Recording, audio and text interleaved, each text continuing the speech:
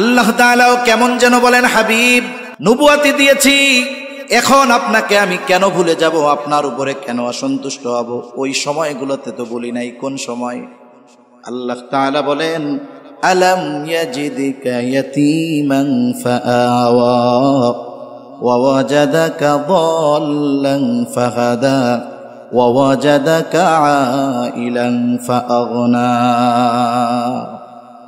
আল্লাহ রাব্বুল আলামিন এবার বলেন, আলাম ইয়াজিদকা ইয়াতীমান ফাআওয়া, তিনি কি আপনাকে ইয়াতীম অবস্থায় পায় নাই? ইয়াতীম অবস্থায় পাওয়ার পর আল্লাহ তাআলা ওই অবস্থার উপরে আপনাকে ছেড়ে দেয় নাই। আল্লাহ তাআলা বলেন উত্তম লালন পালনের ব্যবস্থা তিনি করছেন। তার মানে আল্লাহ বলেন ইয়াতীম অবস্থায় পেয়ে ওই অবস্থার উপরে ছেড়ে দেই নাই, উত্তম লালন পালনের ব্যবস্থা করেছি। সাধারণত মনে করেন যারা মুরব্বী আছেন, ওনার একটা ছেলে আছে, ছেলেটাকে বিবাহ দিয়েছে, এইবার পুত্রবধূ তিনি গর্ভবতী, সন্তান হবে। আল্ট্রাসোনোগ্রাম করে জানতে পারছে ওনার ছেলের যেই পেটে, ছেলের স্ত্রীর যেই পেটে বাচ্চা, এটা হলো ছেলে সন্তান। বলেন তো তিনি দাদা হবেন, ছেলে বাবা হবে, বাচ্চাটা ছেলে, খুশি হবে নাকি বেজার হবে? খুশি হবে না? দাদিও খুশি হইব। দাদি যদিও মহিলা, কিন্তু যদি শোনে পোলার ঘরে পোলা হবে, খুশি বেশি হয়। কত আনন্দ, কত খুশি। এখন মনে করেন ডেলিভারির টাইম আছে 2 মাস, কয় মাস? সবাই দাদি আগের থেকে খেতা সেলাই করতেছে, করে না গ্রামে এখনো খেতা সেলাই করতেছে। দাদা মার্কেটে বাজারে গেলেই যদি দেখে ছোট মানুষের কিছু আছে, আগের থেকেই আনন্দে কিনা নিয়ে আসে। 2 মাস আছে দুনিয়ায় আসতে, কত যত্ন আদর লালন পালন করতে হবে, এই জন্য কত প্রস্তুতি। হঠাৎ করে দাদার ছেলে মারা গেছে, মানে যেই ছেলেটা দুনিয়ায় আসবে তার বাপ মারা গেছে। বলেন তো কি আনন্দের জোয়ার ছিল, এই আনন্দের জোয়ার আর থাকবে? থাকবে না। হিতে বিপরীত হতে পারে। আনন্দের চেহারা এখন চিন্তায় আচ্ছন্ন হয়ে যাবে, কপাল ঘুষিয়ে যাবে। কি বলবে?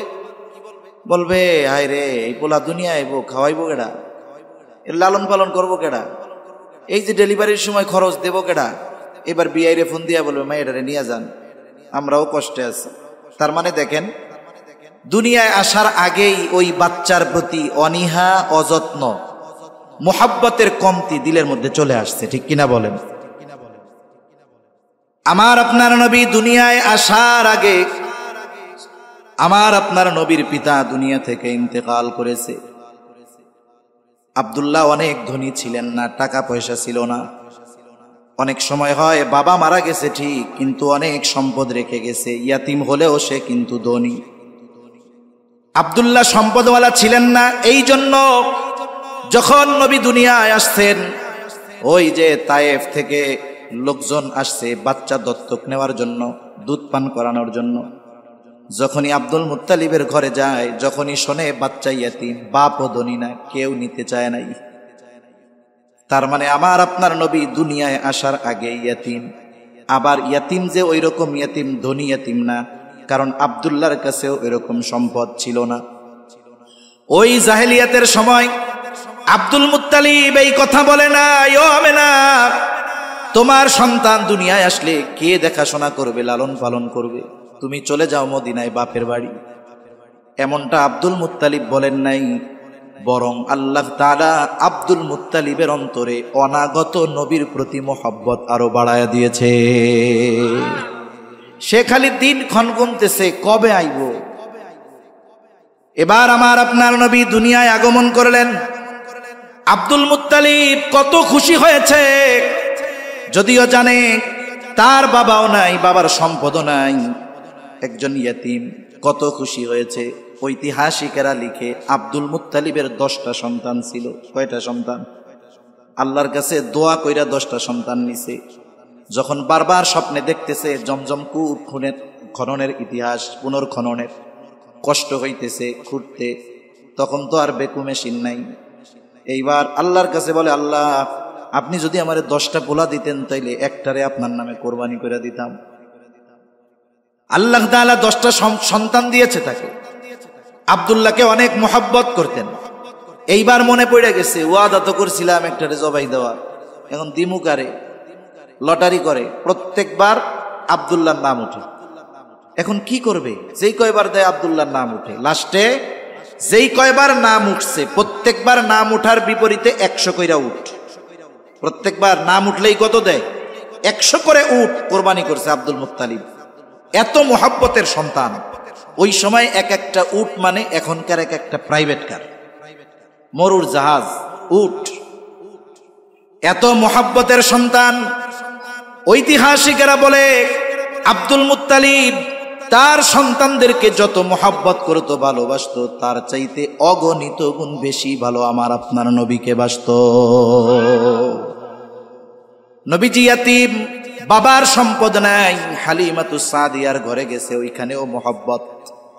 ইয়াতীম হওয়ার কারণে কখনো মানুষের নিগ্রহের শিকার আমার আপনার নবী হয় নাই। আর যে নবীর চেহারার দিকে তাকাইতো তার অন্তরেই আমার আপনার নবীর প্রতি মোহাব্বত জাগ্রত হয়ে যাইত। আল্লাহ তাআলা সেই কথা বলতেছে যে আপনাকে আমি ইয়াতীম অবস্থায় পেয়েছি, ছেড়ে দেই নাই তো, উত্তম লালন পালনের ব্যবস্থা করেছি। যদি সম্পদশালীর ঘরে থাকা হয়, একজন ইয়াতীম থাকে, কিন্তু এই সম্পদশালী লোকটা ইয়াতীম বাচ্চাকে মোহাব্বত করে না, তাহলে ওই সম্পদ, ভালো খাওয়া, ভালো পড়া তাকে আনন্দিত করতে পারে না। কিন্তু ওই ইয়াতীম বাচ্চা একজনের ঘরে থাকে, সে পান্তা ভাত দিয়ে খায়, তাকে মরিচ পেঁয়াজ দিয়ে খাওয়ায়, কিন্তু মোহাব্বত করে, ওইখানে একজন ইয়াতীম বাচ্চা সবচাইতে নিরাপদ নিজেকে মনে করে। ঠিক কিনা বলেন? হালিমাতুস সাদিয়ার অন্তরে নবীর মোহাব্বত। এরপরে নবীর মা দুনিয়া থেকে ইন্তেকাল করলেন 6 বছর বয়স। এবার অভিভাবক হয়ে গেলেন আব্দুল মুত্তালিব। 2 বছর অভিভাবকত্বের দায়িত্ব পালন করলেন। 8 বছর বয়স আব্দুল মুত্তালিব জীবনের শেষ প্রহরগুলো গুনতেছে। নবীজির যত চাচা ছিলেন সবাই নবীজিকে মোহাব্বত করতেন, ভালোবাসতেন। কিন্তু আবু তালেব যদিও সবার চাইতে সম্পদের দিক দিয়ে কম ছিল, সবাই ভালোবাসে, কিন্তু সবার মধ্য থেকে আবু তালেব বেশি ভালোবাসত। এই জন্য মরার সময় উনি অন্য কাউকে ডাকেন নাই, ডাকছে কাকে? আবু তালেবকে। কারণ উনি দেখছেন আমার সব সন্তান ভালোবাসে, কোনো সন্দেহ নাই, কিন্তু সবচাইতে বেশি ভালোবাসে আবু তালেব। এই জন্য ডাক দিয়া বলেন, অভিভাবকত্বের দায়িত্ব তোমারে দিয়া গেলাম। আবু তালেব আমার আপনার নবীর অভিভাবকত্বের এই দায়িত্ব কিভাবে পালন করেছেন বলতে গেলে লম্বা কথা হয়ে যাবে। এজন্যই তো যেই বছর খাদিজাতুল কুবরা রাদিয়াল্লাহু তাআলা আনহা আর আবু তালেব মারা গেছে, ইতিহাসে ওই বছরের নামই হয়ে গেছে আমুল হুজুন, নবীজির চিন্তার বছর, পেরেশানির বছর। ঘরের যেই সান্ত্বনা দেওয়ার মানুষ তিনিও চলে গেছে, বাহিরে যিনি ছিলেন তিনিও চলে গেছে। এত মুহাব্বত আমার আপনার নবীকে আবু তালেব করছে। এখন বলেন, এই যে ইয়াতীম হওয়ার পরেও, সম্পদশালী ইয়াতীম নয়, গরিব ইয়াতীম হওয়ার পরেও আমার আপনার নবীকে ইয়াতীম হওয়ার কারণে কেউ নিগ্রহের চোখে দেখে নাই। সকলের অন্তরে নবীর প্রতি মুহাব্বত, ভালোবাসা ঢেলে দিয়েছেন কে? এ কথাই আল্লাহ বলে, আলাম ইয়াজিদকা ইয়াতীমান ফাআওয়া ওয়া ওয়াজাদাকা দাল্লান ফাহাদা। দাল্লুন শব্দটার অর্থ দুই ভাবে হতে পারে। একটা হলো পথভ্রষ্ট, আর একটা হলো পথ সম্পর্কে বেখবর, অনবগত, পথ না চেনা। এখন পথ না চেনা যে চিনেই না, আর পথভ্রষ্টকে যাকে সঠিক পথ চিনায়া দেওয়ার পরেও, জানায়া দেওয়ার পরেও, বুঝায়া দেওয়ার পরেও ওই পথে যে পরিচালিত হয় না, সে হলো পথভ্রষ্ট। এই জন্য দল শব্দের দ্বারা এখানে অর্থ হলো আপনি সঠিক পথ সম্পর্কে বেখবর ছিলেন, আমি আল্লাহ আপনাকে সঠিক পথ সম্পর্কে অবহিত করে দিয়েছি। সঠিক পথ চেনার যোগ্যতা আমি আল্লাহ আপনাকে দিয়ে দিয়েছি। এরপরে আল্লাহ তাআলা বলেন, ওয়াজাদাকা আইলান ফাআগনা। আপনি নিঃস্ব ছিলেন, সহায় সম্বলহীন ছিলেন, আমি আল্লাহ আপনারে ধনী বানায়া দিছি। এই আয়াতের তাফসীরে মুফাসসিরিনে কেরাম লিখেন, খাদিজার সাথে নবীজির বিবাহ হইল। ওই যে যেইখানে আমরা কথা রাইখা আসছিলাম, খাদিজার সাথে নবীজির বিবাহ হলো। এইবার বিবাহের রাত খাদিজাতুল কুবরা আমার আপনার নবীকে বলতেছে, মুহাম্মদ, এতকাল আপনার সাথে আমার সম্পর্কটা ছিল একরকম, আজকে থেকে আর একরকম। এতকাল আপনার সাথে যেই সম্পর্ক ছিল, আজকে সম্পর্ক পরিপূর্ণ ভিন্ন। আজকে থেকে আমি হলাম আপনার অধীনস্থ, আর আমি যেহেতু আপনার অধীনস্থ, সুতরাং আমার সব কিছুই তো আপনার। আপনি শুনে নেন, আমার যত সম্পদ আছে সব সম্পদের মালিকানা আমি আপনাকে দিয়ে দিলাম। আপনার যেখানে খুশি, যেভাবে খুশি, যাকে খুশি আপনি দিয়ে দিবেন, যা করবেন, কোনো অসুবিধা নেই। আজকে থেকে আমার সব সম্পদের মালিক হলেন আপনি। আল্লাহ তাআলা বলেন, হাবিব, আপনাকে আমি এইরকম নেয়ামত দিছি নবুয়তির আগে, আর এখন আমি আপনারে ভুলে যাবো? এটা হইতে পারে না। আর মূল কথা কি, যতটুকু আমরা শুনলাম, বলেন তো, নবীজি আমার আপনার নবী খাদিজাতুল কুবরা রাদিয়াল্লাহু তাআলা আনহাকে বিবাহের প্রস্তাব দিয়েছে? উনি দেয় নাই, ওনাকে দেওয়া হয়েছে। নিজে আবার বলেন নাই যে হ্যাঁ রাজি আছি, বলছেন আমার চাচার কাছে গিয়া বলো। সুতরাং যারা বলে আমার আপনার নবী সম্পদের লোভে খাদিজাকে বিবাহ করেছে, নিঃসন্দেহে তারা নবীজির দুশমন, কোনো সন্দেহ নেই। লম্বা কথা হয়ে যাচ্ছে, এত রাত প্রথম দিন করা যাবে না, কারণ এনার্জি কিছু জমায় রাখতে হবে, যেগুলো আগামীকালও দরকার আছে। ঠিক কিনা বলেন? অনেক সময় হয়ে গেছে না, 1 ঘন্টা 1 ঘন্টার উপরে হয়ে গেছে। তাহলে আলোচনা আমরা শেষের দিকেই চলে যাই, আর লম্বা করার দরকার নেই। তাও আরেকটা কথা বইলা দেই, নবীজির ব্যাপারে আরেকটা বিষয় নিয়ে তারা অপবাদ দেয়। কি দেয়? বলে নবীজি নিজের পুত্রবধূরে বিবাহ করছে। নাউজুবিল্লাহ বলেন। এত আস্তে বললেন, জোরে বলেন না, নাউজুবিল্লাহ। জাহেলিয়াতের সময় একটা কুসংস্কার ছিল, পালক পুত্রকে নিজের পুত্রের মতো মনে করা হইত। তার মানে ঔরসজাত সন্তান যেমন মৃত্যুর পরে কিছুই করা লাগে না, অটোমেটিক ওয়ারিস হিসাবে বাবার সম্পদের মালিক হয়ে যায়, পালক পুত্র ওই রকম মৃত্যুর পরে অটোমেটিক তার সম্পদের মালিক হবে। এটা জাহেলিয়াতের সময় এটা একটা বিষয় ছিল। দীর্ঘকাল ব্যাপী এই কুসংস্কার চলে আসতেছে আরব সমাজে। অনেক সময় আছে কিছু বিষয় বলার চাইতে নিজে করলে এর দ্বারা বেশি প্রভাব পড়ে। একটা জিনিস বলা হলো, এটা না বলে যদি নিজে করা হয় এর দ্বারা প্রভাব পড়ে বেশি। একটা উদাহরণ দেই, কষ্ট হচ্ছে না তো আপনাদের? রাসূলুল্লাহ সাল্লাল্লাহু আলাইহি ওয়াসাল্লাম সাহাবায়ে কেরামদেরকে নিয়ে হুদায়বিয়ার সন্ধির বছর ৫ম হিজরি মনে হয়, মক্কার উদ্দেশ্যে রওনা হয়েছেন, উমরা করবেন। সাহাবায়ে কেরাম সবাই গেছে, বিশেষ করে মুহাজির যারা, চিন্তা করছে এত বছর পর বাইতুল্লাহ একটু দেখবো, একটু পাথরে চুমা দিব, আত্মীয় স্বজনের সাথে দেখা করব, একটু বাড়িতে যাব, অনেক আশা নিয়া একেবারে মক্কার কাছাকাছি চলে গেছে।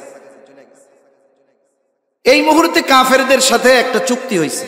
লম্বা কথা সংক্ষিপ্ত সারে বলতেছে। চুক্তি হইল কি, যে চুক্তিগুলোর মধ্যে একটা চুক্তি, এই বছর তারা মক্কায় ঢুকতে পারবে না, আগামী বছর আসবে। সব প্রস্তুতি নিয়ে আসছে।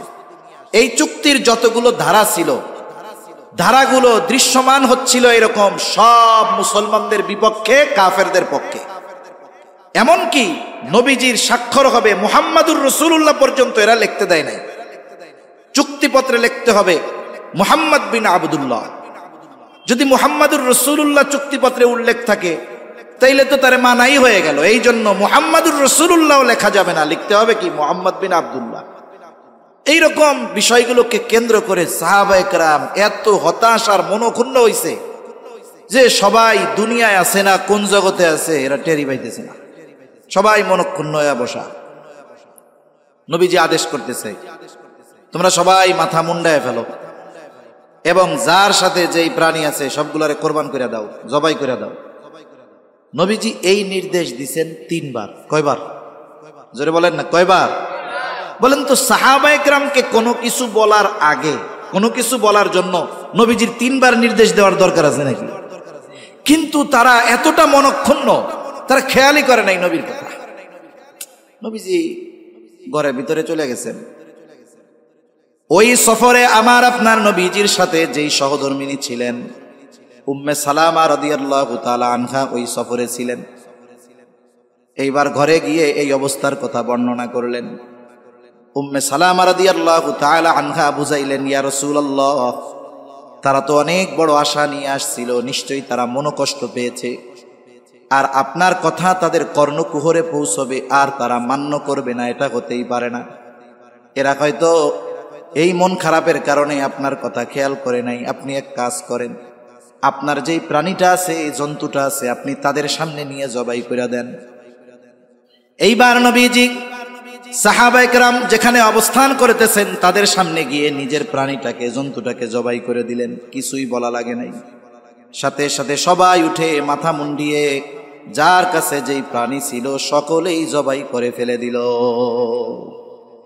তার মানে অনেক সময় আছে বলার চাইতে যদি এটা প্র্যাকটিক্যাল ভাবে করা হয় এর প্রভাবটা মানুষের মধ্যে বেশি পড়ে। যুগের পর যুগ ধরে একটা কুসংস্কার চলে আসতেছে, এটার কবর রচনা করা হবে। আল্লাহ তাআলা এটার কবর রচনা করতে চান আমার আপনার নবীর মাধ্যমে। হযরত যায়েনাব বিনতে জাহাশ রাদিয়াল্লাহু তাআলা আনহা, রাসূল সাল্লাল্লাহু আলাইহি ওয়াসাল্লামের পালক পুত্র হযরত যায়েদ রাদিয়াল্লাহু তাআলা আনহুর সাথে বিবাহ হয়েছে, নবীজির ফুফাতো বোন। স্বাভাবিক বংশের দিক দিয়ে অনেক তারতম্য। তিনি হলেন কুরাইশ বংশের নারী। যায়েদ রাদিয়াল্লাহু তাআলা আনহুর সাথে ওনার বনাবনি হয় নাই। নবীজি বারবার চেষ্টা করেছেন সংসার রক্ষা করার জন্য, হয় নাই।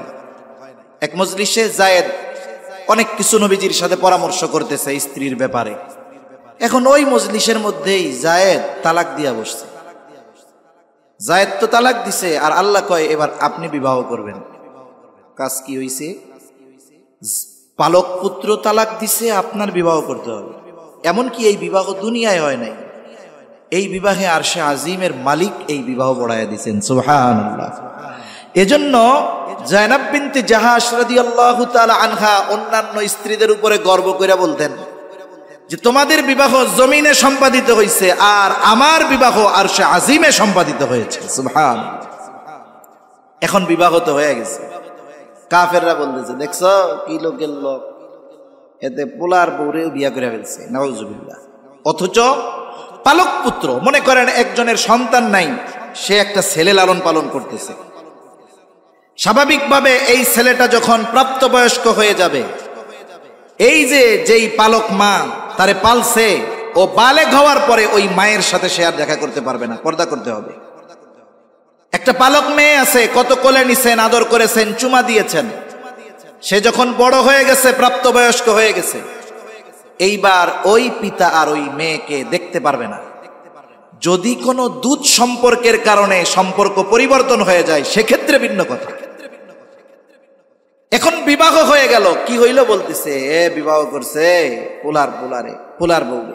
আল্লাহ তাআলা আয়াত নাজিল করে জানায়া দিয়েছেন, শোনো, মা কানা মুহাম্মাদুন আবা আহাদিম মির রিজালিকুম ওয়ালাকির রাসূলুল্লাহ ওয়া খাতামান নাবিয়্যিন। আল্লাহ তাআলা বলেন, মুহাম্মদ সাল্লাল্লাহু আলাইহি ওয়াসাল্লাম কোন পুরুষের পিতা নন। তিনি কে? বলে ওয়ালাকির রাসূলুল্লাহ, তিনি হলেন আল্লাহ তাআলার রাসূল। এই জন্য আল্লাহ তাআলা চেয়েছেন নবীর মাধ্যমে এই যে পুত্র পালক পুত্র সম্পর্কে যেই কুসংস্কার আরব সমাজে প্রচলিত হয়ে আসতেছিল, এটাকে নবীজির এই কর্মের মাধ্যমে আল্লাহ তাআলা চেয়েছেন কবর রচনা হয়ে যাবে। এই জন্য আল্লাহ তাআলা যায়েনাব বিনতে জাহাশের সাথে আমার আপনার নবীর বিবাহ সম্পাদিত করেছে। এগুলো বলতে গেলে লম্বা সময় চলে যাবে। সর্বশেষ কথা হলো কি, কাফেররা সহ ইসলাম বিদ্বেষীরা আমার আপনার নবীর ব্যাপারে যেই অপবাদগুলো দেয়, এগুলো সব ডাগা, মিথ্যা কথা। আমার আপনার নবীর চরিত্র হলো পূত পবিত্র চরিত্র। আল্লাহ তাআলা আমার আপনার নবীর চরিত্রকে মহান চরিত্র হিসাবে অধিষ্ঠিত করে দিয়েছেন। এখন সেই নবীর চরিত্র আমাদের অনুসরণ অনুকরণ করার দরকার আছে না নাই বলেন? নবীর চরিত্র মহান, এটা সবাই জানে, কিন্তু সবাই মানে না। আয়াতের শেষাংশে আল্লাহ তাআলা সে কথাই বলেন, কারা মানবে নবীর চরিত্র, কারা অনুসরণ করবে। আসলে মূলত কাদের জন্য নবীর জীবন আদর্শের মধ্যে উত্তম আদর্শ রয়েছে। আল্লাহ তাআলা বলেন, লাকাদ কানা লাকুম ফি রাসূলিল্লাহি উসওয়াতুন হাসানাহ লিমান কানা ইয়ারজুল্লাহা ওয়াল ইয়াউমাল আখিরা ওয়া যাকারাল্লাহা কাসীরা। নবীর অনুসরণ সবাই করতে পারবে না, নবীর আদর্শকে নিজের আদর্শের সাথে মিলাইতে সবাই পারবে না। স্পেশাল গুণটা যাদের মধ্যে থাকবে, সেই গুণ কি বলে? যারা আল্লাহর ব্যাপারে, আখিরাতের ব্যাপারে আশা রাখে, আল্লাহ তাআলার স্মরণ বেশি বেশি করে, তাদের জন্যই মূলত রাসূলের জীবন আদর্শের মধ্যে উত্তম আদর্শ রয়েছে। ঠিক কিনা বলেন? এজন্য নবীর মোহাব্বতের পূর্ণ বহিঃপ্রকাশ তো তখনই হবে যখন আমরা নবীজির আদর্শকে আমাদের জীবনের সাথে বাস্তব আমলে পরিণত করব। সাথে সাথে হাদিসে নবীজি কি বলেন? ইন্নামা বুইসতু লিউতাম্মিমা মাকারিমাল আখলাক। আমার আপনার নবীর মাধ্যমে আল্লাহ তাআলা অনেক জিনিসের পূর্ণতা প্রদান করছেন, যা আমার আপনার নবীর আগে পূর্ণতা লাভ করতে পারে নাই। যতগুলো জিনিস আল্লাহ তাআলা আমার আপনার নবীর মাধ্যমে পূর্ণতা দিয়েছেন, এর মধ্যে একটা হইল উত্তম আখলাক। আমার আপনার নবীর আগে সব নবী উত্তম আখলাকওয়ালা, কোনো সন্দেহ নাই। কিন্তু আমার আপনার নবী শুধু উত্তম আখলাকওয়ালা নয়, বরং আমার আপনার নবী উত্তম চরিত্রে পরিপূর্ণতা দান করেনেওয়ালা। সুবহানাল্লাহ। এজন্য নবীজি বলেন, ইন্নামা বুইসতু লিউতাম্মিমা মাকারিমাল আখলাক। আমাকে উত্তম চরিত্রে পরিপূর্ণতা প্রদানার্থে প্রেরণ করা হয়েছে। তাহলে আমরা যদি আমাদের জীবনকে সুন্দর করতে চাই, আদর্শ এক জীবন গঠন করতে চাই, তাহলে এমন একজন মানুষকে সামনে রাখার দরকার, এমন একজনের পথ মত দর্শনকে বেছে নেওয়ার দরকার, যে তার পথ মতের মধ্যে কোনো ত্রুটি বিচ্যুতি নাই, যেই পথের যেই মতের হেফাজত স্বয়ং আল্লাহ তাআলা করেছেন। আর তিনি হলেন আমার আপনার নবী মুহাম্মাদুর রাসূলুল্লাহ সাল্লাল্লাহু আলাইহি ওয়াসাল্লাম। আল্লাহ তাআলা আমাদের অন্তর তার এবং তার হাবিবের মোহাব্বত দ্বারা ভরপুর করে দেন। সকলে বলি আমিন। তার জীবন আদর্শ পরিপূর্ণভাবে অনুসরণ করার তৌফিক আল্লাহ তাআলা আমাদের দান করেন। আমিন। ওয়া আখিরু দাওয়ানা আনিল হামদুলিল্লাহি রাব্বিল আলামিন। আসসালামু আলাইকুম ওয়া রাহমাতুল্লাহি ওয়া বারাকাতুহু। আলহামদুলিল্লাহি রাব্বিল আলামিন ওয়াল আকিবাতু লিল মুত্তাকিন। والصلاة والسلام على خير خلقه محمد وعلى آله وأصحابه أجمعين. ربنا ظلمنا أنفسنا وإن لم تغفر لنا وترحمنا لنكونن من الخاسرين. ربنا آتنا في الدنيا حسنة وفي الآخرة حسنة وقنا عذاب النار. رب العالمين গভীর রজনী পর্যন্ত আপনার হাবিবের শানে আলোচনা করার পরে গুনাহ মাখা হাত আমরা তুলে ধরেছি। রব্বুল আলামিন যে যেখান থেকে হাত উঁচু করেছে, আমাদের সকলের বিগত জীবনের সব ধরনের গুনাহগুলো আপনি মাফ করে দেন। রব্বুল আলামিন জেনে না জেনে, ইচ্ছায় অনিচ্ছায়, আলোতে আধারে, শয়তানের ধোঁকায় পড়ে কত গুনাহ করেছি। হয়তো এমনও গুনাহ আছে আমার মনে নাই, আমাদের মনে নাই, কিন্তু আল্লাহ আপনি তো ভুলে যান না। ওই মনে থাকা মনে না থাকা সব ধরনের গুনাহগুলো আপনি মাফ করে দেন। আল্লাহ আমাদের আত্মীয় স্বজন যে যেখানে আছে মাফ করে দেন। যারা দুনিয়া ছেড়ে চলে গেছে মাফ করে কবরগুলো আপনি জান্নাতের টুকরো বানিয়ে দেন। আল্লাহ আজকের মাহফিল কবুল আর মঞ্জুর করে নেন। আগামী দিন ওই প্রোগ্রাম বাকি আছে, আল্লাহ আমন্ত্রিত মেহমান যারা আছেন সুস্থতার সাথে যথাসময় আপনি পৌঁছায়া দেন। রব্বুল আলামিন উলামায়ে কেরাম যত কিছু আলোচনা করেছেন, যতটুকু আমরা শুনেছি, আমলের কথাগুলো আমাদের আমল করবার তৌফিক দিয়ে দেন। রব্বুল আলামিন খাস করে যেই মাদ্রাসার উদ্যোগে মাহফিল, আল্লাহ ঐতিহ্যবাহী দ্বীনি এক প্রতিষ্ঠান, আপনি এই মাদ্রাসা কবুল আর মঞ্জুর করে নেন। রব্বুল আলামিন ওস্তাদ ছাত্র মুহতামিম সহ পরিচালনায় যারা আছে সকলকে কবুল আর মঞ্জুর করে নেন। হায় আল্লাহ মাদ্রাসার যত প্রয়োজনীয়তা আছে আপনি গায়বী খাজানা থেকে ব্যবস্থা করে দেন। এই মাদ্রাসা সহ তাম দুনিয়ার সকল দ্বীনি প্রতিষ্ঠানগুলোকে আপনি সকল ষড়যন্ত্র চক্রান্ত থেকে হেফাজত করেন। আল্লাহ খাস করে তাম দুনিয়ার মুসলমানদের জান মাল ইজ্জত আপনি হেফাজত করেন। আয় আল্লাহ ফিলিস্তিনের মজলুম মুসলমানদের হেফাজত করেন। আল্লাহ আয় আল্লাহ যারা দুনিয়া থেকে বিদায় নিয়েছে শাহাদাতের মর্যাদা দান করেন। জালেমদের হেদায়েত দেন। হেদায়েত যদি না থাকে তাদের ব্যাপারে আপনি আসমানি ফয়সালা নেন। জালেমদের বিরুদ্ধে যারা জিহাদ করতেছে আপনি তাদের জন্য আসমানি সাহায্য পাঠান আল্লাহ রব্বুল আলামিন। তামাম দুনিয়ার মুসলমানদের এক হওয়ার তৌফিক দান করেন। আয় আল্লাহ, আমাদের একে অপরের প্রতি মোহাব্বত, ভালোবাসা, বিশ্বস্ততা আপনি জাগ্রত করে দেন রব্বুল আলামিন। ভ্রাতৃত্ব বন্ধনকে অটুট করে দেন আল্লাহ রব্বুল আলামিন। খাস করে যারা অভাবে আছে অভাব দূর করে দেন। ঋণগ্রস্তের ঋণ পরিশোধ করার তৌফিক আল্লাহ আপনি দিয়ে দেন। হারাম হালাল বেঁচে চলার তৌফিক দেন। নিত্য প্রয়োজনীয় জিনিসের মূল্য সহনীয় পর্যায়ে নিয়ে আসার ব্যবস্থা আপনি করে দেন। বেকার যারা আছে হালাল কর্মসংস্থানের ব্যবস্থা করে দেন রব্বুল আলামিন। খাস করে আমরা যারা হাত উঁচু করেছি আল্লাহ, আমাদের মধ্যে হয়তো অনেকের মা নাই, অনেকের হয়তো বাবা নাই। মা বাবা কত বড় নিয়ামত, যার নাই সে বোঝে মা বাবা কত বড় নিয়ামত রব্বুল আলামিন। দুনিয়ার অপর প্রান্তে আমেরিকার খবর মুহূর্তের ভিতরে পাওয়া যায়, দেখা যায়। 3 হাত মাটির নিচে মহব্বতের মা বাবার কবরের খবর জানা যায় না, দেখা যায় না। অনেকে হয়তো নিজের হাতে ওই মহব্বতের মা বাবাকে কবরে শোয়া রাখছে। আল্লাহ, গুনার কারণে যদি কারো মা বাবার কবরে আযাব হয়, এখানে উলামায়ে কেরাম আছেন, তালিবুল ইলম আছে, আল্লাহ মুসাফির আছে, কোরআনের খাদেম আছে, আপনার দাড়ি পাকা অনেক আবেদ আছে, যুবক আবেদ আছে, নাবালক মাসুম বাচ্চারা আছে।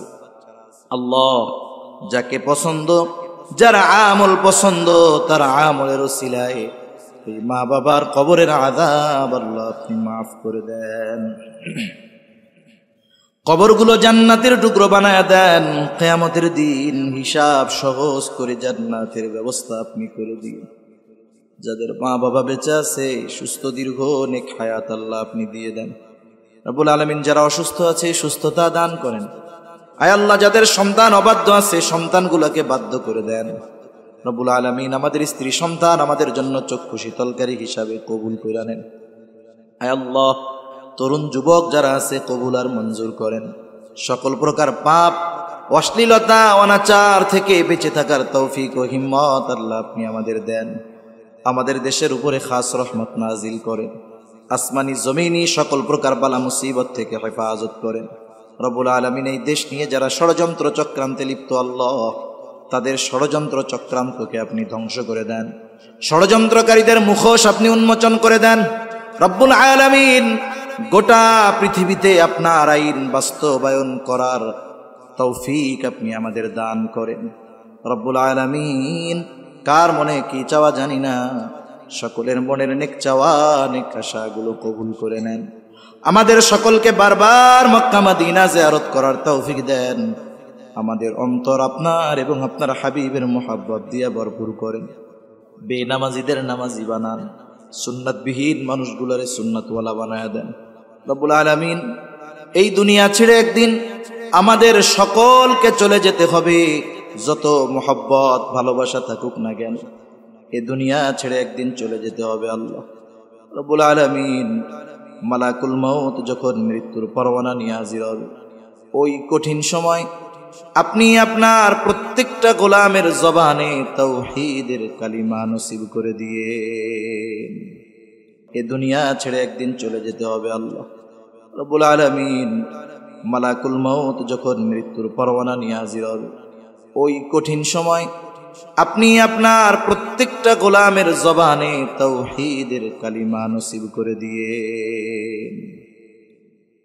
اللهم إنا نعوذ بك من الهم والحزن والعجز والكسل والجبن والبخل وضلع الدين وغلبة الرجال رب اجعلني مقيم الصلاة ومن ذريتي ربنا وتقبل دعاء ربنا اغفر لي ولوالدي وللمؤمنين يوم يقوم الحساب ربنا هب لنا من أزواجنا وذرياتنا قرة أعين واجعلنا للمتقين إماما رب ارحمهما كما ربياني صغيرا رب ارحمهما كما ربياني صغيرا وصلى الله تعالى على خير خلقه محمد وعلى آله وأصحابه أجمعين آمين برحمتك يا أرحم الراحمين.